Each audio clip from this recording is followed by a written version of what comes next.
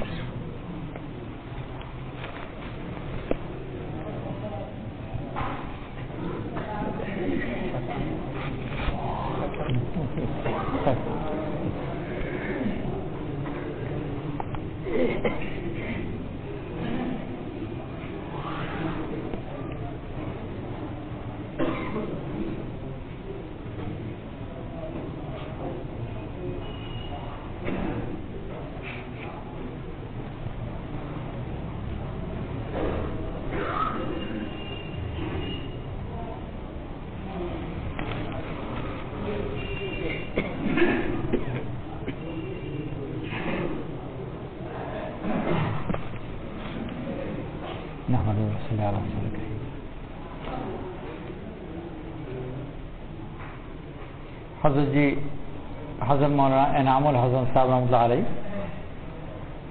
হায়াতে থাকতে তো প্রত্যেক বছর টঙ্গীর ইজতেমাতে আসতেন, আর ইজতেমার পরেও একদিন দুদিন তিন দিন বিভিন্নভাবে থাকার সুযোগ হতো। যাওয়ার আগে সাধারণত কিছু ছোটখাটো কিছু বয়ানও করতেন। তো কাকরাইলে একবার কয়েক বছর আগে হযরত জি রহমতুল্লাহ আলাইহির এই বিদায়ী বয়ান যেগুলো পরপর কয়েক বছরের কথাগুলো পড়ে শোনালেন, যে অমুক বছর, তারপরে বছর, তারপরে বছর, তারপরে বছর, ওই যাওয়ার সময় যে কথাগুলো বলেছিলেন সংক্ষিপ্ত কথা। তো কথাগুলো প্রত্যেক বছর প্রায় একই কথা বলেছেন, আর কথা বড় অংশ ছিল যে এই কাজ কি, এটা একটা জিম্মাদারি।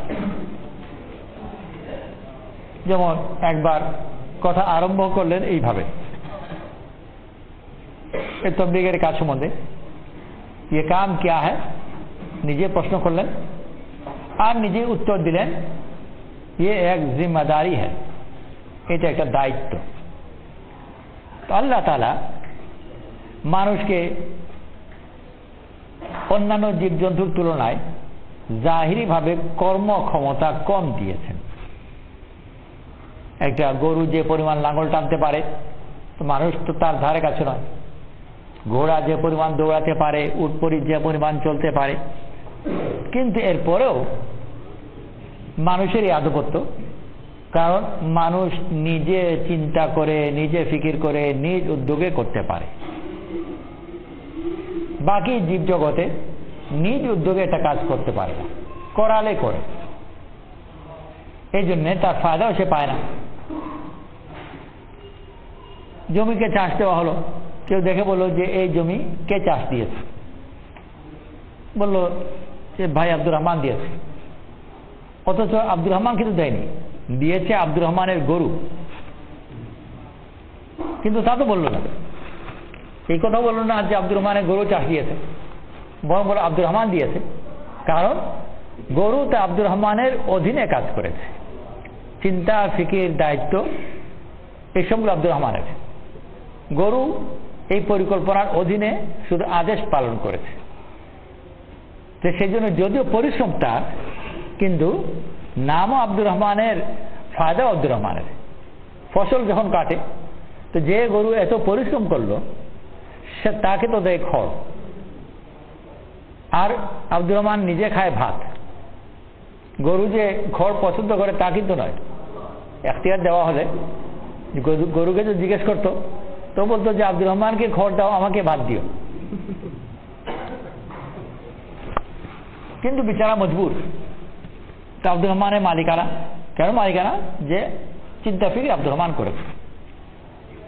তো দুনিয়ার কাজেও তাই, দিনের কাজেও তাই। বিরাট বাড়ি, এই বাড়ি কে বানিয়েছে? যে আব্দুর রহমান সাহেব বানিয়েছে। অথচ আব্দুর রহমান কিন্তু বানায়নি, বানিয়েছে মিস্ত্রিরা। কিন্তু বলো আব্দুর রহমান কেন? যে মিস্ত্রিরা কাজ করেছে ঠিকই, কিন্তু আব্দুর রহমানের চিন্তা পরিকল্পনার অধীনে কাজ করেছে। তো দিনের ময়দানেও যে নিজ উদ্যোগে একটা কাজ করে, আল্লাহ তাআলা এটাকে পছন্দ করেন। নিজ উদ্যোগের আল্লাহর কাছেও কদর আছে। এমনকি কখনো কখনো সামান্য এদিক সেদিক ভুল ত্রুটিও যদি হয়, কিন্তু নিজ উদ্যোগে হওয়ার কারণে ওই ত্রুটিকে ধরা হয়, বরং এর মোকাবেলার প্রশংসা করা হয় যে নিজে চিন্তা করে একটা কাজ করেছে, তো মানুষ তো ভুল করতেই পারে। তো আল্লাহ তাআলাও বলেন যে মানুষ তো ভুল করতেই পারে, কিন্তু এটা চেষ্টা সে করেছে, তার চেষ্টার কদর করা হয়। একজন সাহাবী, উনি প্রত্যেক রাকাতে সূরা ফাতিহা, তারপর তার সাথে অন্য সূরা মিলানো, আর তারপর আবার প্রত্যেক রাকাতে সূরা ইখলাসও পড়তেন। জামাতের ফিরে আসার পরে ওনার সম্বন্ধে অন্যান্য সাথীরা রাসূল করিম সাল্লাল্লাহু আলাইহি ওয়াসাল্লামের কাছে অভিযোগ করলেন, জানালেন যে উনি এরকম করেন, অর্থাৎ প্রত্যেক রাকাতে সূরা ইখলাস পড়েন। এই যে সাহাবারা রাসূল করিম সাল্লাল্লাহু আলাইহি ওয়াসাল্লামকে বললেন, এতে প্রমাণিত হয় যে রাসূল সাল্লাল্লাহু আলাইহি ওয়াসাল্লাম নামাজে পড়ার যে পদ্ধতি শিখিয়েছেন ওটা ওই পদ্ধতি অনুযায়ী নয়। কারণ পদ্ধতির ভিতরে যদি থাকে তাহলে বলবার কোনো প্রসঙ্গ নয়, এটা নিয়মিত কাজই করেছে, কিন্তু বলবার দরকার নেই। বলা তো তখনই হবে যখন পদ্ধতি বহির্ভূত যদি হয়। তো সাহাবারা যে বললেন এসে উনি এইভাবে করেন, এটা প্রমাণিত হলো যে রাসূল সাল্লাল্লাহু আলাইহি ওয়াসাল্লামের নামাজে যে পদ্ধতি দিয়েছেন, যে তরিকা শিখেছেন, সেই শিখানোর তরিকা মতো হচ্ছে না এটা। রাসূল করিম সাল্লাল্লাহু আলাইহি ওয়াসাল্লাম যিনি বললেন, ওনাকে বললেন যে তাকে জিজ্ঞেস করো সে এরকম কেন করে। এতে আরোই প্রমাণিত হয়ে গেল যে এটা রাসূল সাল্লাল্লাহু আলাইহি ওয়াসাল্লামের শিখানোর তরিকা মতো নয়। কারণ তারা তো রাসূল সাল্লাল্লাহু বলতেন যে ঠিকই তো আছে, তা তো বলেননি, বরং ব্যাখ্যা চাইলেন। তো ব্যাখ্যা তো যখনই চাওয়া হয়, কেউ যখন এটা নিয়ম বহির্ভূত কাজ করে তখন ব্যাখ্যা চাওয়া হয়। তো উনি ব্যাখ্যা চাইলেন যে কেন করে। উনি বললেন যে আমি সূরা ইখলাসকে ভালোবাসি। এসে রাসূল সাল্লাল্লাহু আলাইহি ওয়াসাল্লামকে জানালেন। ওই সাহাবী উনি নিজে অনুপস্থিত, অন্যের মাধ্যমে কথা হচ্ছে। উনি এসে রাসূল সাল্লাল্লাহু আলাইহি ওয়াসাল্লাম বললেন যে উনি বলেছেন সূরা ইখলাসকে ভালোবাসেন। রাসূল করিম সাল্লাল্লাহু আলাইহি ওয়াসাল্লাম উত্তরে বললেন যে তাকে বলে দাও সূরা ইখলাসের মহব্বতে আল্লাহ তাকে মহব্বত করে। আল্লাহর মহব্বত দ্বীনের চূড়ান্ত জিনিস। দিনে যত আমল আছে সব আমলের লক্ষ্য হচ্ছে আল্লাহর কাছে মাহবুব হওয়া। নামাজের উদ্দেশ্য, রোজার উদ্দেশ্য, হজের উদ্দেশ্য, যাকাতের উদ্দেশ্য, সবগুলোর চূড়ান্ত জিনিস হচ্ছে আল্লাহর কাছে মাহবুব হওয়া। আর ওইটাই বলে দেওয়া হলো আল্লাহ ওনাকে মহব্বত করে, চূড়ান্ত জিনিস। কিন্তু এরপরে দেখা যায় যে অন্যান্য সাহাবারা এইভাবে করছেন না, যদিও প্রশংসা করা হয়েছে। কেন করছেন না? যে এটা নিয়ম নয়। উনি করেছেন ভালো কথা, কিন্তু এটা করণীয় তো সবার জন্য ওইটাই যেটা রাসূল সাল্লাল্লাহু আলাইহি ওয়াসাল্লাম শিখিয়েছেন। পদ্ধতিগতভাবে ওইটাই ঠিক। অন্য একজন নিজ উদ্যোগে এটা কাজ করেছে, ওর উদ্যোগের প্রশংসা ওনার জন্য ঠিক আছে, কিন্তু অন্যের জন্য অনুকরণীয় ওটা নয়। যেহেতু উনি ভালো কাজ করছেন, ওনাকে প্রশংসা করা হলো, যদিও এটা বাকি সবার জন্য নয়। এই জন্য বাকিরাও সবাই এটা নকল করতে আরম্ভ করেননি, যদিও রাসূল সাল্লাল্লাহু আলাইহি ওয়াসাল্লাম ওনাকে বলেছেন যে আল্লাহ তাআলা মহব্বত করেন। একজন রুকুতে উঠবার সময় রাসূল করিম সাল্লাল্লাহু আলাইহি ওয়াসাল্লাম তো এটাই সামি আল্লাহু লিমান হামিদা রব্বানা লাকাল হামদ। আরেকজন সাহাবী নামাজের পেছনে উনি নিজেই বললেন, রাসূল করিম সাল্লাল্লাহু আলাইহি ওয়াসাল্লাম এটা বলেননি, উনি নিজেকে হামদান কাসীরান তাইয়িবান মুবারাকান ফি এই কথা বললেন। রাসূল করিম সাল্লাল্লাহু আলাইহি ওয়াসাল্লাম পরে জিজ্ঞেস করলেন যে এটা কে বলেছে? আমি বলেছি। বললেন ওই সাহাবী। রাসূল করিম সাল্লাল্লাহু আলাইহি ওয়াসাল্লাম বললেন হুবহু কথা আমার মনে হয় সম্ভবত এরকম যে 30 জন ফেরেশতা এর সওয়াব লিখছেন। কথা মধ্যে কিছু ভুল থাকতে পারে, কিন্তু মোটামুটি এই ধরনের একটা কথা। বড় এখানে বড় প্রশ্ন করলেন, অনেক সওয়াব লিখছেন। আবার এই কথা, এই ঘটনা পরে এইটা কিন্তু পাওয়া যায় না যে বাকি সব সাহাবারা পরবর্তীতে এইভাবেই বলতে আরম্ভ করলেন। উনি বলেছেন, কিন্তু বাকিরা কিন্তু রাসূল সাল্লাল্লাহু আলাইহি ওয়াসাল্লাম যেভাবে বলেছিলেন সেভাবেই করছেন। ওই মূল কথার উপর আছেন, সল্লু কামা রাআইতুমুনি উসাল্লি, ওরকম নামাজ পড়ো যেরকম আমাকে নামাজ পড়তে দেখেছে। নকল তো ওইটাই করছেন। বাকি নিজের কাছে একটা জিনিস মনের আগ্রহ হয়েছে আর আল্লাহর মহব্বতের বুনিয়াদের উপর হয়েছে, আর রাসূল সাল্লাল্লাহু আলাইহি ওয়াসাল্লামের সুন্নতে কোনো খেলাফও নয়, একটা জিনিস অতিরিক্ত করেছেন, তো ওইটা প্রশংসা করা হয়েছে। তো এই কথাগুলো এই জন্য বলছি যে দিনের মধ্যে নিজ উদ্যোগে একটা কাজ করা, নিজ দায়িত্বে করা, নিজ ফিকিরে করা, দুনিয়াতে যে এটা বড় প্রশংসা হয়, দিনে ময়দানে প্রশংসা হয়। দুনিয়াতে কিরকম? বৈজ্ঞানিককে যে নিজে চিন্তা ফিকির করে প্রথমে একটা জিনিস বের করেছে, ও হলো বৈজ্ঞানিক। এরপরে ওই বানানো দেখে বেশুমার লোক ওই জিনিস করেছে, কিন্তু তারা ওই বৈজ্ঞানিকের মর্যাদা পায় না, কারণ তারা দেখাতে কি করেছে। একজন শিল্পী, সে নিজ উদ্যোগে নিজ ফিকির কল্পনাতে একটা শিল্প কাজ কিছু এটা করলো, ওর দেখাতে কি বাকি যারা করলো তারা তো নকল করলো।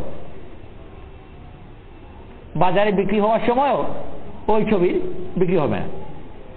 শিল্পকর্ম যেগুলো আছে প্রাচীন নাম করা, এগুলোর এক একটার এরকম দাম। দুনিয়ার বাজারে মানুষের টাকা পয়সা আছে, মানুষ বুঝ কিনা করে। সিলেটে একটা প্রচলিত কথা আছে যে বোকার টাকা হলে কাকের বাচ্চা কিনে। তো দুনিয়ার মানুষ ওরকম ওই শিল্পকর্ম ছবি এগুলো কিনে, আর কিনে কত টাকা দিয়ে? মানে আমাদের যে হিসাব করে মসুল কোটি কোটি টাকা দিয়ে, বিলিয়ন আল্লাহ জানে এগুলো কি বলে, ওইসব ডলার দিয়ে কিনে একটা ছবি।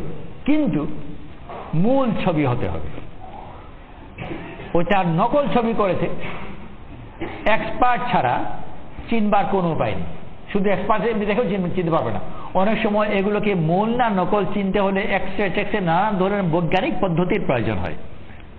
অর্থাৎ কোনোভাবে দেখতে কোনো মান নিম্ন নয়, কিন্তু দামে যখন বোঝা যায় যে নকল, তো ওইটার মূলের দাম যদিও ধরা যাক 10 কোটি টাকা, তো ওইটার 10 লক্ষ টাকাও হবে না, 10,000 টাকাও হবে না, ওই অল্প স্বল্প, ওটার কোনো তুলনাই হয় না। কেন? যে ও দেখে করেছে, আর ও আসলটা। তো দিনের ময়দানেও আসলে বড় কদর আছে নিজের চিন্তা ফিকির করে যখন করে। তো দিনের ময়দানে আল্লাহ তাআলা এই দিনে কাজও দিয়েছেন যে নিজের জিম্মেদারির সাথে কাজ করা আসে। মূল যে রাসূল সাল্লাল্লাহু আলাইহি ওয়াসাল্লাম যে সুন্নাত দিয়েছেন ওইটা তো বুনিয়াদ রেখে, ওইটাকে লঙ্ঘন করে নয়, ওইটাকে বুনিয়াদ রেখে নিজের চিন্তা ফিকির যখন করবে, তো তার চিন্তা ফিকিরে আল্লাহ তাআলা হামেশা বড় কদর করে। এই যে গাছ করা, তালিম করা ইত্যাদি একটা ফিকির মনে ইতিহাসের মধ্যে করলেন, বেশুমার মানুষ করছে, আমরা করছি, ইনশাআল্লাহ আমরা তার বহুত সওয়াব পাবো। কিন্তু ইলিয়াসের মধ্যে আলে যে মর্যাদা আল্লাহর কাছে পাবেন আশা করা যায়, তো আমরা ওনার আদেশ অনুযায়ী করে ওইটা তো সমান তো আশা করতে পারি না। উনি ফিকির করেছেন, তো আল্লাহ তাআলা আমাদেরকে দিয়েছেন, আমরা যদি কাজ করি কিন্তু এটা অগ্রসর যেন হই। যত বেশি আমি নিজের চিন্তা ফিকিরে করব, তো আল্লাহর কাছে এটা তত বেশি কদর। এই যে দিনের কাজের মধ্যেও এটা খুব বেশি চেষ্টা করা হয় যে নিজে চিন্তা ফিকির করে জিম্মেদারির সাথে যেন কাজ করি। আল্লাহ তাআলা যে এই জমানায় আমাদেরকে দাওয়াতের তাবলীগের কাজ দিয়েছেন, এই কাজের মধ্যে আর এছাড়া আরো আল্লাহর কাছে মকবুল বড় বড় যেসব কাজ আছে, মকবুল প্রধানত আরো দুটো কাজ আছে যে তারা পুরা উম্মতের মধ্যে দিন এসেছে এবং এখনো আছে। একটা হলো তালিমের মেহনত, আর এটা হলো জিকিরের মেহনত। তালিম, তালুম ইত্যাদি মাদ্রাসা ইত্যাদি যেগুলো আছে, আর হলো তরিকার মেহনত, আর তারপরে আল্লাহ তাআলা দিয়েছে তাবলীগের মেহনত। এই তিনটা প্রধান দিনে মেহনতের লাইন, যেগুলি দিয়ে আল্লাহ তাআলা পুরা উম্মতের মধ্যে বড় ব্যাপক ফায়দা দিয়েছেন আর এখনো দিচ্ছেন। এর মধ্যে আবার তাবলীগের কাজের মধ্যে বড় একটা পার্থক্য, আর যেটা এটাকে অনেক ব্যাপার এটাকে আরো আগে নিয়ে যায়, যেখানে নিজ উদ্যোগের অবকাশ এবং দায়িত্ব বেশি। তালিমের মেহনতের মধ্যে একটা মাত্রায় যাওয়ার আগে পর্যন্ত নিজে পড়াতে পারে না, অনেক বছর পর্যন্ত নিজের মধ্যে একটা যোগ্যতা অর্জন করতে হয়। আর সেই যোগ্যতা অর্জন করার পরে তখন সে নিজে একটা যে কোথাও মাদ্রাসা মক্তব যেটাই হোক কিছু পড়াতে আরম্ভ করে, এর আগে নয়। এর আগে পর্যন্ত নিজ দায়িত্বে নিজ জিম্মাদারিতে করার পথ বন্ধ। ফারিগ হওয়ার পরে এখন তার পথ খুলল, যেমন আমি গিয়ে আরেকজনকে তালিম দিই। তরিকার মধ্যে ওই জিনিস, খেলাফত পাওয়ার আগে পর্যন্ত আরেকজনকে উপর মেহনত করা বন্ধ যে বলা তো যায় না, বন্ধ তো নয়, কারণ আল্লাহ তাআলা বন্ধ করেনি। পীর সাহেব কেমন করে বন্ধ করবে? বন্ধ করেনি, কিন্তু ওই মাত্রায় খোলাও নয় তার কাছে। কিন্তু যখন একজন পীর তাকে খেলাফত দিয়ে দেন, তখন ব্যাপকভাবে খুলে ওনাকে অধিকার দেওয়া হয়, বরং দায়িত্ব দেওয়া হয়, এখন বাকি মানুষকে তুমি দাওয়াত দাও, তাকে জিকির করাও। এর আগে পর্যন্ত ওই পথ একেবারে পরিষ্কারভাবে প্রশস্তভাবে খোলা নয়, সংকুচিত। এর মোকাবেলায় আল্লাহ তাআলা যে আমাদেরকে তাবলীগের নামে যে দাওয়াতের কাজেরা দিয়েছেন, এমন ধরনের যে প্রথম দিন যে বেরোলো ওই প্রথম দিনই ওকে একেবারে খোলা দায়িত্ব দেওয়া হয় যে মানুষকে ডাকো। আর গিয়ে কিভাবে ডাকবে? যে যেভাবে পারে, বিভিন্ন চিন্তা ফিকির করে। সবসময় যে কথা বলে দেওয়া হবে তাই না, যেভাবে পারো চেষ্টা করে, যাকে পারো যেভাবে পারো ডেকে আনো। তো নিজ দায়িত্বে চলার তরবিয়ত একেবারে প্রথম থেকে করা হয়, আর এটা হামেশা চলতে থাকে। অন্যান্য মেহনতগুলোর মধ্যে অনেক ক্ষেত্রে পরবর্তীতে অন্যের সাথে জড়িত থাকে। বহুত আগে জমানার বহুত নাম করা ওলি আল্লাহ ছিলেন হযরত মাওলানা জাকারিয়া সাহেব রাহমাতুল্লাহ আলাইহি। ওনার ঘটনা অন্যান্য কয়েকটা নফসের ইসলার পরিপ্রেক্ষিতে কয়েক জায়গায় ওই ঘটনা বলেছেন, লিখেছেন। আবু আবদুল্লাহ আন্দলুসি রহমতুল্লাহ আলাইহি বহুত বড় শেখ ছিলেন। উনার অধীনে 1200 মাদ্রাসা ছিল, মাদ্রাসা খানকা ইত্যাদি ছিল, 1200 মতো মোটামুটি। আর উনার মুরিদানের মধ্যে জুনায়েদ বাগদাদির মতো লোক ছিলেন। ওনাদেরকে নিয়ে হজের সফরে যাচ্ছেন, আর সফরের মধ্যে আল্লাহ তাআলা ওনার একটা বিশেষ পরীক্ষা করলেন যে হজের সফরে রওনা হয়ে মাঝখানে উনি হয়ে গেলেন খ্রিস্টান। এগুলো এমন ধরনের আশ্চর্য ধরনের ঘটনা যে স্বাভাবিক কোন যুক্তিতে এগুলো বুঝবার জিনিস নয়। উনি তো শেখ আবু আবদুল্লাহ আন্দলুসি, আমাদের মতো যে সাধারণ মানুষও খ্রিস্টান হবে না, ধর্ম ত্যাগ করবে না, তা আবার হজের সফরের মাঝখানে। কিন্তু আল্লাহ তাআলা আল্লাহওয়ালাদেরকে দিয়ে বহুত আজীব আজীব কাজ করান, আর পুরা দুনিয়ার মানুষকে এগুলো দিয়ে শিক্ষাও দেন, তরবিয়ত করেন। উনি খ্রিস্টান হয়ে গেলেন, মুরতাদ হয়ে গেলেন। হয়ে যাওয়ার পরে ওনার যে মুরিদান যারা ছিল তারা সবাই পেরেশান। ওনাকে বাদ দিয়ে তারা হতে তো গেলেন ঠিকই, কিন্তু ওনার যে 1200 খানকা ছিল এই সবগুলো বন্ধ হয়ে গেল। শেখ খ্রিস্টান হয়ে মুরতাদ হয়ে গেছেন, তখন খানকাগুলো কেমন করেছিল, তারা পেরেশান। তো 1200 খানকা সব বন্ধ হয়ে গেল। 1 বছর উনি খ্রিস্টান থাকলেন। 1 বছর পরে আল্লাহ তাআলা উনাকে আবার ঈমান দিলেন, আবার ঈমানে ফিরে এলেন। আর শুধু ফিরে এলেন নয়, আবার ওনার আগের যে মর্তবা ছিল, রুহানি যে মঞ্জিল ছিল, আল্লাহ তাআলা উনাকে ওই উপরের জায়গায় আবার বসালেন। খানকাগুলো তখন আবার খুললো, আবার চালু হলো। কিন্তু মাঝখানে 1200 খানকা 1 বছর পুরোপুরি এগুলো বন্ধ থাকলো, কারণ মূল ব্যক্তি চলে গেছে। আল্লাহ তাআলা দাওয়াতের তাবলীগের কাজ কেমন ভাবে বানিয়েছে যে এটা কার উপর নির্ভরশীল নয়। মূল কাজ না থাকলে এটা চলতে থাকে। 71 সনে আমরা পাকিস্তান ছিলাম, তখন ইস্ট পাকিস্তান ছিল। ইস্ট পাকিস্তানের তাবলীগের আমির ছিলেন হযরত মাওলানা আব্দুল আজিজ রহমতুল্লাহ আলাইহি। উনিও পাকিস্তানে আটকা ছিলেন। ওই সফরে আমিও পাকিস্তানে আটকা ছিলাম। তো ইস্ট পাকিস্তানের তারপর বাংলাদেশ হয়ে গেল। বাংলাদেশের আমির ওখানে নেই, কিন্তু এর কারণে ইস্ট পাকিস্তানে হোক বা বাংলাদেশ হোক, তাবলীগের কাজের মধ্যে কোনো অসুবিধা হয়নি। আমি নাই ঠিকই, কাজ চলছে, যতগুলো কাজ চলবার টঙ্গির ইস্তেমা ইত্যাদি হলো, এমনকি ওই বিভিন্ন জায়গায় চিঠি গেল।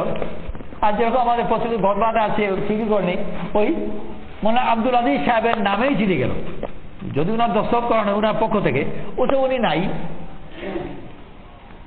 তো কাজ চলছে। কারণ কাজ কোন ব্যক্তির উপর নির্ভরশীল নয়, আর দিনের আসল মিজাজ ওইটাই যে নির্ভরশীল নয়।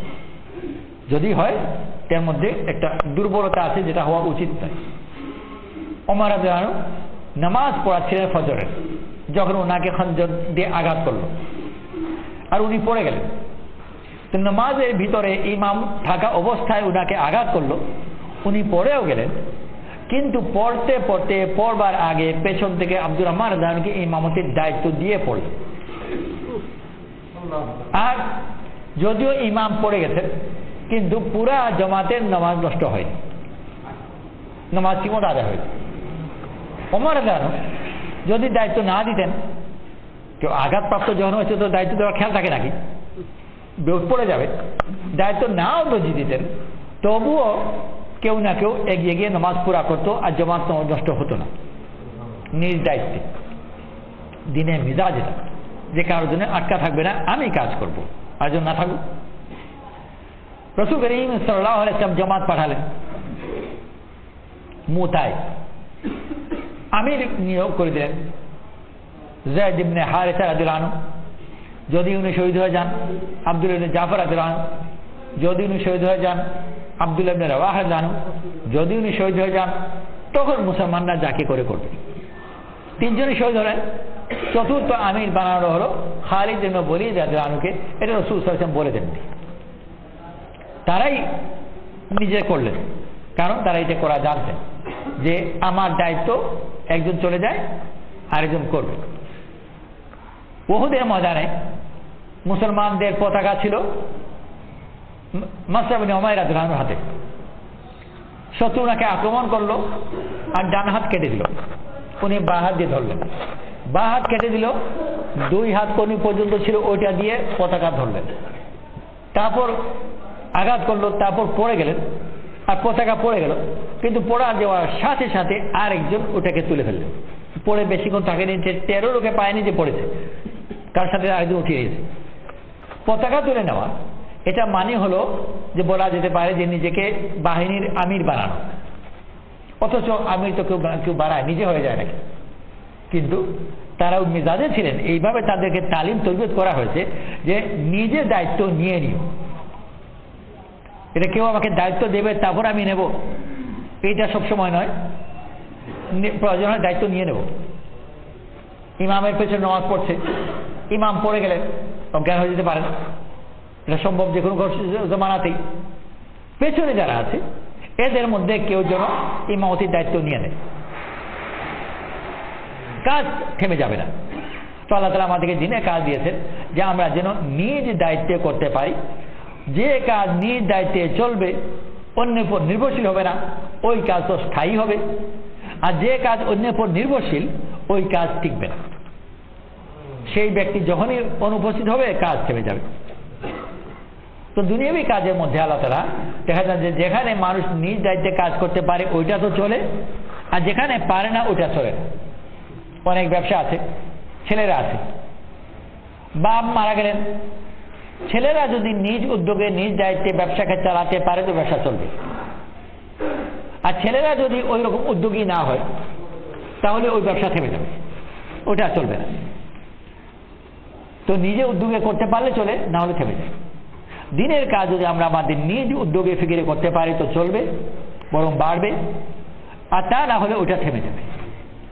আল্লাহ তাআলা আমাদের তৌফিক নসিব করুক, আমরা যেন সবাই নিজ জিম্মেদারিতে নিজ উদ্যোগের জন্য কাজ করতে পারি।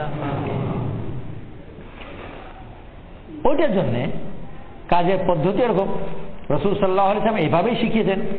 ওই যে উহুদের ময়দানে যে নিলেন, রাসূল সাল্লাল্লাহু আলাইহি ওয়াসাল্লামের তরবিয়তের কারণেই তো এইভাবে নিয়েছেন। এইভাবে তাদেরকে গড়ে তোলা হয়েছে যে নিজের দায়িত্ব নাও, আর এইভাবেই হওয়া উচিত। আমাদের এই যে কাজ আছে, এই কাজকে ওরকম ধীরে ধীরে চেষ্টা করা হচ্ছে যে প্রত্যেক ব্যক্তিকে জিম্মেদার বানানো। আগে এক সময় ছিল মার্কাজে মশওয়ারা হতো, আর মার্কাজে জামাত বানানো হতো, মার্কাজে জামাতের আমির ঠিক করা হতো, মার্কাজে জামাতের রুখ দেওয়া হতো, অর্থাৎ সব ব্যাপারই মার্কাজে হতো। মহল্লার সাথীরা যারা ছিলেন তারা কর্মী ছিলেন, তাদের কোনো দায়িত্ব ছিল না। একটু পুরনো যারা তারা তো জানেন 3 দিনের জামাত, আমি মার্কাজে চলে গেলাম, এবং জামাত কি হবে, আমির কি হবে, কখন যাবে, কোথায় যাবে, সব ব্যাপার মার্কাজওয়ালারা জানে। একজন মহল্লা সাথী যিনি 3 দিন সময় লাগাবার বা চিল্লার সময় লাগাবার নিয়ত করেছেন, ওনাকে যদি কেউ জলতো ভাই আপনি আপনার আমিরকে তো জানি না, যে কে জানেন যে মার্কাজওয়ালা জানে, কোথায় যাবেন জানি না, কে জানে মার্কাজওয়ালা জানে, সব ব্যাপারে মুরব্বীরা জানে, মুরব্বীরা জানে, মুরব্বীরা জানে। তুমি কি? আমি কিছু জানি যে তুমি কে, তাহলে আমি একজন কর্মী। যেরকম বলা হয় যে ওমর রাদিয়াল্লাহু আনহু তীর দানির একটা তীর, তীর নিজে চলে না, তীরকে যে চালায় সে চালায়, তীর নিজে চলে না। বা যেরকম বলা হয় যে গোসলওয়ালার হাতে মুর্দা, এই যে মানুষ মারা গেছে কেউ তাকে গোসল করায়, তো লাস্ট যে ওকে বলে না যে এখন আমার ডান দিক দো, আমাকে বাঁ দিক দো, আমাকে ডান পাশে ঘোরাও, বাঁ পাশে ঘোরাও, কোনটাই সে বলে না। ওই গোসলওয়াল দেনেওয়ালা ও যেভাবে করে সেভাবে করে। তো এই দিনের এটাও তো একটা অংশ যে ঠিকই আমি অন্যের হাতে নিজেকে সুপুর্দ করব, এটাও একটা অংশ, কিন্তু এটা সম্পূর্ণ নয়। আরেকটা অংশ হলো যে আমি জিম্মেদার হব। ওই সবসময় মুদ্রা হয়েই থাকবো, সবসময় তীর হয়েই থাকবো তা নয়, আবার কখন কখন তীর চালানোওয়ালাও আমাকেই হতে হবে। ওই যে বাহিনীর আমি একজন তীর, ওই বাহিনীর আমি একজন তীরান্দাজ। যে সমাজে আমি একজন মুর্দা, ওই সমাজের আমি একজন গোসল করানোওয়ালাও, দুটোই আমি। আমি কখনো মুক্তাদি, আমি কখনো ইমাম, যখন আমার দরকার পড়ে।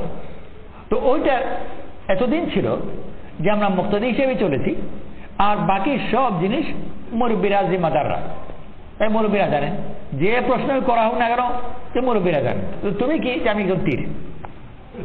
কিন্তু দিনের দাবি হলো এটা যে দরকার হয় তুমি তীর হও, দরকার হয় তুমি তীরান্দাজও যেন হতে পারো, অর্থাৎ যে তীর নিক্ষেপ করে। গোটা বাহিনীর মধ্যে যদি বেশুমার তীর থাকে আর তীর চালানোওয়ালা কেউ না থাকে, তো কোনো যুদ্ধ চলবে? তীররা নিজে নিজে গিয়ে শত্রুকে আক্রমণ করতে পারবে? তো এই কথা তো শুদ্ধ যে আমি একজন তীর, কিন্তু সবাই যদি তীর হয়েই রয়ে যায় তাহলে তো এটা কোনো বাহিনী হবে না, তীর চালানোওয়ালা হওয়া দরকার। তো আমি তীর হব, আমি আবার কখন তীর চালানোওয়ালাও হব। তো সেই জন্য তীর চালানোওয়ালা হওয়ার জন্য আল্লাহর তরফ থেকে আমাদের কাছে তরবিয়ত আসছে। এর একটা পদক্ষেপ হলো মসজিদ হওয়ার কাজ। পুরো যারা তারা জানেন যে মসজিদ হওয়ার আগে যখন মসজিদের কাজ যখন আরম্ভ হয়, তো মসজিদের কাজের মধ্যে মশওয়ারা কোনো আইটেম ছিল না। মশওয়ারা ছিল মার্কাজের কাজ, মসজিদের কাজ মশওয়ারা নয়। জানেন কি না পুরনো যারা, মসজিদের কাজের মধ্যে মশওয়ারা ছিল না। মসজিদের কাজের মধ্যে জমাত গঠন ছিল না। মসজিদের কাজের মধ্যে জমাতের রুখসতি হিদায়ত ছিল না, ওয়াফসি হিদায়ত ছিল না, কোনোটাই ছিল না, সব ছিল মার্কাজে। এই সবগুলো এখন মসজিদে আনা হয়েছে, কারণ মসজিদওয়ালারা এখন যেন নিজেরাই জিম্মাদার হয়। আল্লাহর মেহেরবানি এই কাজ অনেকদিন থেকে হওয়ার কারণে মোটামুটি ভাবে মসজিদের মধ্যে এখন জিম্মাদারির জ্ঞান এসে গেছে। এখন এর পরবর্তী ধাপ কি, যে এখন যেমন বলি যে আমার মসজিদের জিম্মাদাররা জানে, ওইটা যেন পরবর্তী এখন যে না আমি জিম্মাদার। যেমন পরবর্তী ভাই তোমাদের মাসের যে জমাত 3 দিনের জমাতকে যাবে, এই জমাত তারিখ কে করবে, যে মসজিদের জিম্মাদার করবেন। এখন থেকে নিয়ত করি না যে আমার জমাত আমি তারিখ করব। আমার মসজিদে আরো কয়েকজন সাথীরা আছে, আব্দুর রহমান ভাই জমাত আব্দুর রহমান তারিখ করবে, আব্দুল হক ভাই জমাতের আব্দুল হক ভাই তারিখ করবে, আর আমার জমাতের তারিখ আমি করব। যেটা আগে ছিল মসজিদে, এখন ওটা মসজিদ হয়ে গেল মার্কাজের মতো, আর আমি হয়ে গেলাম এখন মসজিদের মতো। এখন আমার জমাত, আগে যেগুলো বলা হতো মসজিদের জমাত, তো আমার জমা করে এখন আমি একই মসজিদের মধ্যে মনে করা যাক 3 জন বা 4 জন সাথীটাই হলো যে এখন আমি আমার জমাত বের করব।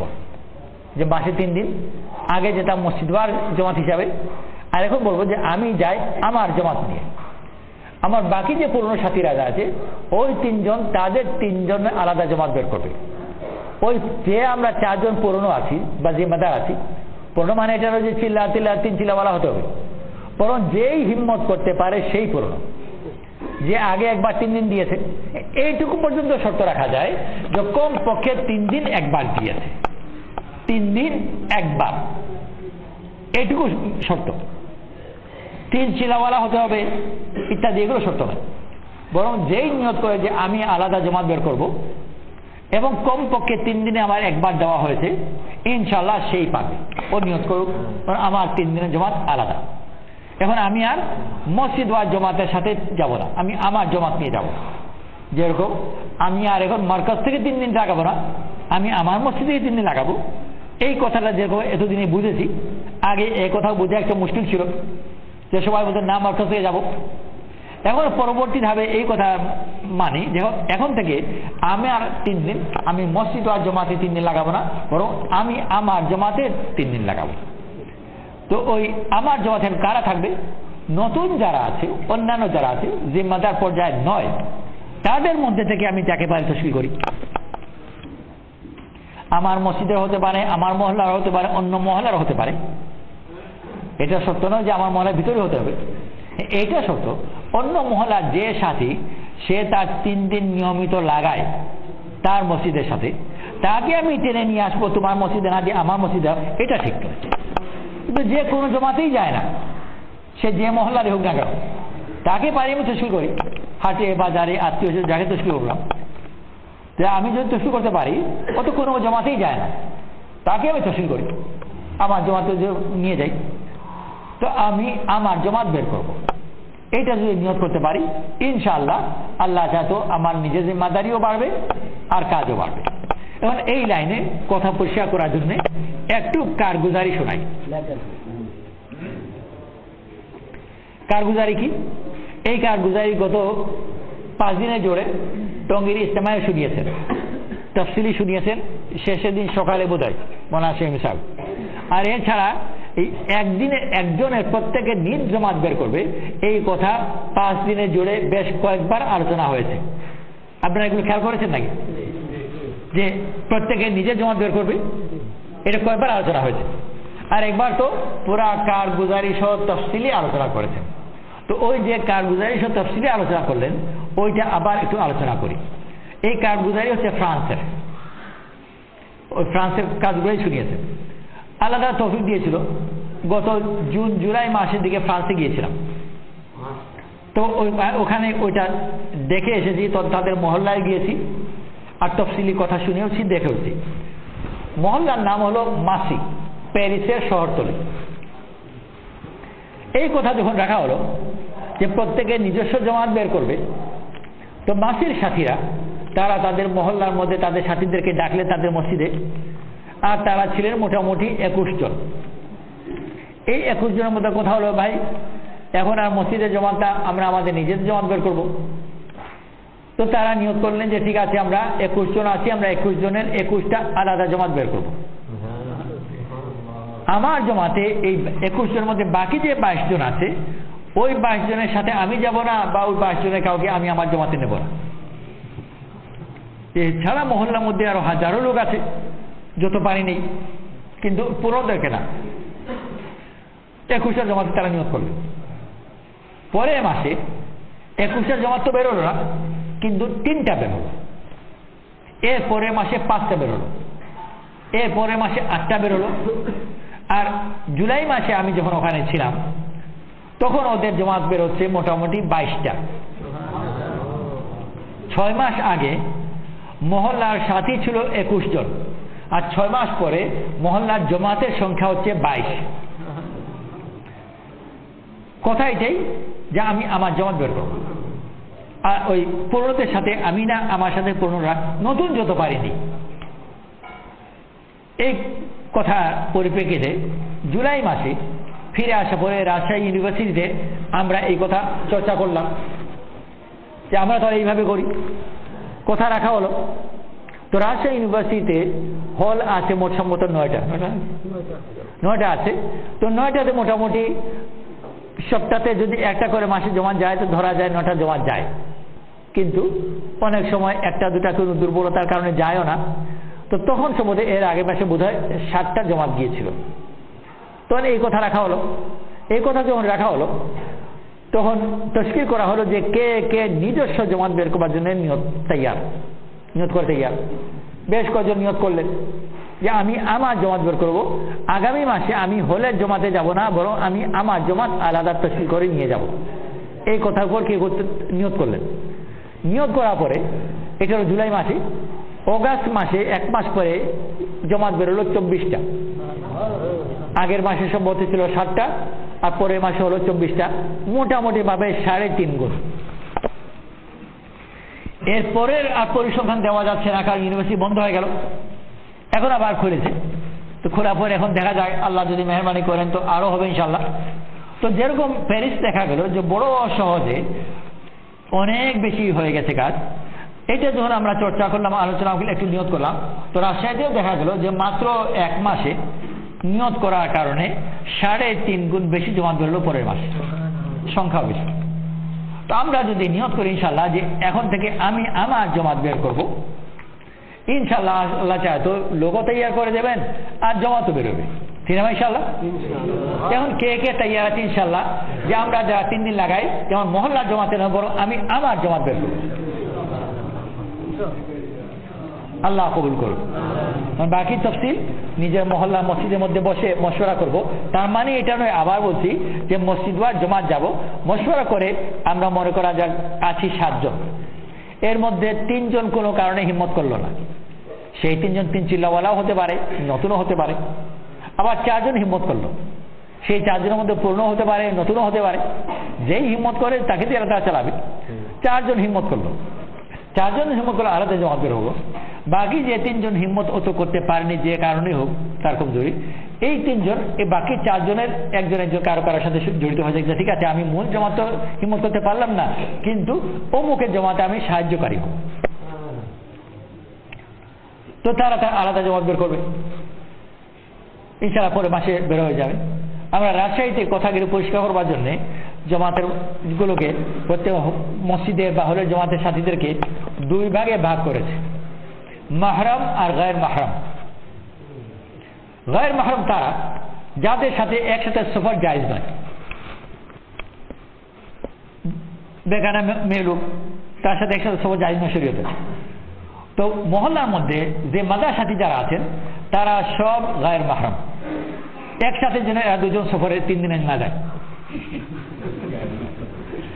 বাকি যারা আছে নতুন সাথীরা, এরা সবাই মাহরাম, এদেরকে যতবারের সাথে করে নিয়ে যাবে। এইভাবে ভাগ করে আল্লাহ ফজলে আশা করা যায় কাজ বেশ কিছু 1 মাসে আল্লাহ ফজলে আল্লাহ তাআলা বরকত দিয়ে সাহায্য করেছেন, আরো ইনশাআল্লাহ মেহনত করলে আল্লাহ দেবে। তো আমরা তো নিয়ত করলাম, আল্লাহ আমাদের তৌফিক নসিব করুন। এই তো এটা গুরুত্বপূর্ণ কারগর এসে গেল, এটা পরামর্শ, আল্লাহ তৌফিক নসিব করুন। সুবহানাল্লাহি বিহামদিহি সুবহানাকাল্লাহুম্মা বিহামদিকা নাশহাদু আল্লা ইলাহা ইল্লা আনতা নাস্তাগফিরুকা ওয়া নাতুবু ইলাইক।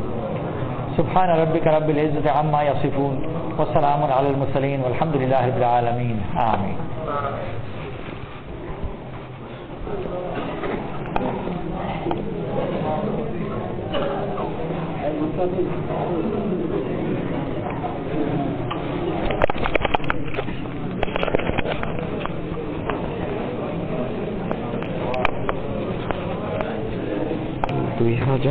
সালের নভেম্বর মাসের 12 তারিখ মানডে সোমবার কুড়িগ্রাম জেলার নাগেশ্বরী থানার বাজার মসজিদে এশা নামাজের পরে পুরানো মসজিদের মজমায় মোজাকারা, নাগেশ্বরী বাজার মসজিদে।